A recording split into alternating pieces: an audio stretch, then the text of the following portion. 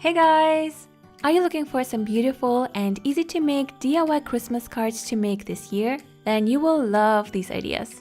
For the first design, I decided to use a square-shaped watercolor paper, but you can use any format you like, of course. To create the text, I tested out different layouts and fonts using the size of the watercolor paper on an extra piece of paper. And to transfer it, I used the transferring technique that I showed you guys before, where you add a layer of a pencil lead onto the backside of the design you want to transfer, and then you just need to trace it on top of the actual paper where you want to paint your design. And that's what I did here. But if you are a pro in hand lettering, or if you are not afraid to mess it up, you can totally just go for it and draw it onto the paper. I also added a few doodles here and there so the card doesn't look too empty later. Now once you are happy with the design, lightly erase some of the pencil lead so it doesn't look through later, just in case. Next you will need masking fluid. Here I used masking fluid in the shape of a pen, but you can use any version that is available to you. And then just cover everything that you just sketched out. If you don't have masking fluid, you can also use a white wax crayon to use it as a resistance, or you can add the text later using a white marker, gouache, or acrylic paint. I just really like the design it gives when you do it this way. Once everything is outlined and dry, we can finally start adding color to our Christmas card. Here I'm going to use one base color and a few metallic colors. Start off by applying a flat wash of the color you would like to use for your card. I decided to use a dark gray blue color because it just reminds me of winter and we can make it look pretty frosty later. And the white text will also pop out a lot more when the background is dark. Also, as you can see, I used washi tape all around the card, not only to hold the paper onto the desk, but also to create a nice white frame around the design. Once everything is covered, you can then go ahead and add the metallic colors on top of the wet paint. I used silver and gold metallic watercolors and added them right on top of the fairy light, to some of the stars, and just here and there.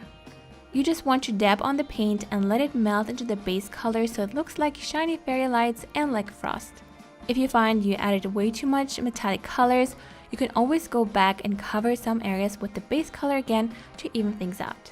But don't get discouraged if it looks like nothing during the process, it will look awesome in just a few steps. Once the paint is completely dry, we can remove the masking fluid. I used a piece of plastic foil to remove it so I don't smudge anything and don't add any oils into the paper. If for some reason the masking fluid hasn't covered something even though you thought so, you can simply cover it with a white pen, gouache, or acrylic paint. This is how it looks so far. Next we will add more details. To create depth, I used a Sharpie and added a black shadow next to every letter. Imagine the light falling down from the left side and the letters creating shadows on the right side. That's where we want to add the black line. And I also did the same to a few doodles to make everything look a little bit more three-dimensional. And to make the card even more colorful, I will be using a few more metallic colors. Here I used my small set of Finetec metallic watercolors and added the red and the golden colors to make the fairy light and the stars shine. I also used my other Mozart watercolors to add another gold shade to a few more areas.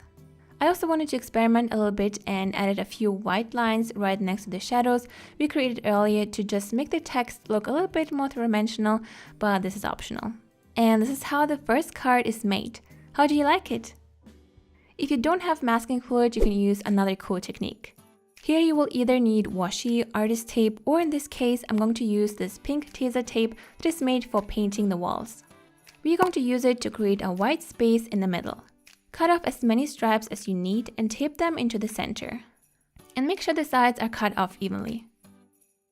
Here I also used washi tape for the outer edges to create a thin white frame.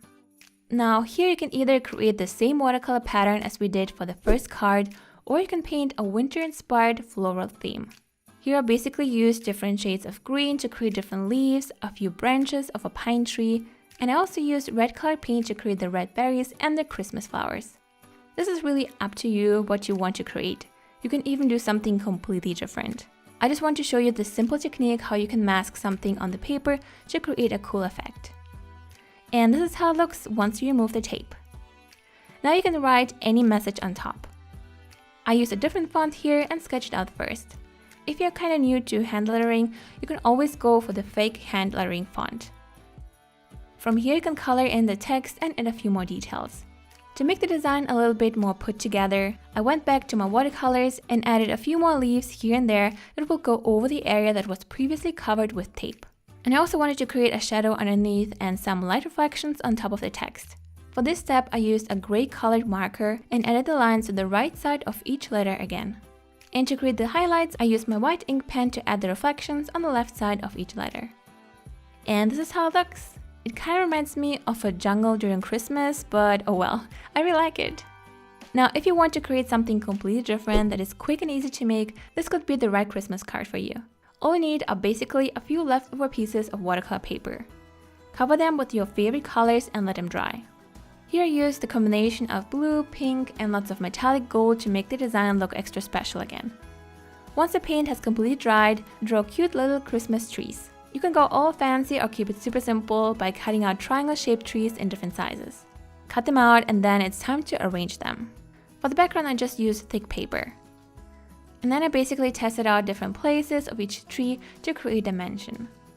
I placed a few trees in the background and then overlapped a few of them, but you can place them however you like. Now we just need to glue everything together. It can be a little bit tricky because the trees are small, but you will make it work, I believe in you. The cool thing about this design is that it's a little bit three-dimensional because the overlapping trees create depth by standing up a little bit. For the text, I wanted to keep it super simple to keep the design really minimalistic, but I couldn't hold myself back again and I had to add a few more details. I created a few patterns on top of the trees, I added shadows the same way as we did with the previous design, and also added a few different colored drops around them. But you can also just create a few splatters before you glue on the trees if you want to go for a more loose background, or just keep it the way it was. So let me know, what is your favorite Christmas card design?